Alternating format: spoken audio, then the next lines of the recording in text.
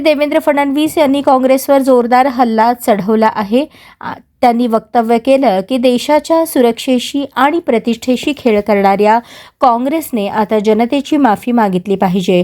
काँग्रेसच्या विविध निर्णयांमुळे देश अडचणीत आला होता असंही त्यांनी नमूद केलं।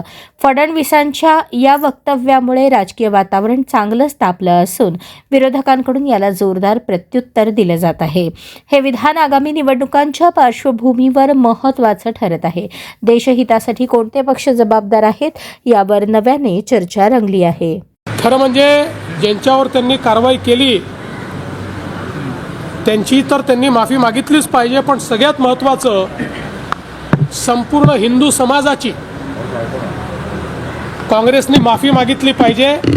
ज्या प्रकारे भगवा आतंकवाद आणि हिंदू आतंकवाद म्हणून संपूर्ण हिंदू समाजाला आतंकवादी दाखवण्याचा प्रयत्न या देशामध्ये त्यांनी केला, त्याबद्दल काँग्रेसने जाहीरपणे माफी मागितली पाहिजे।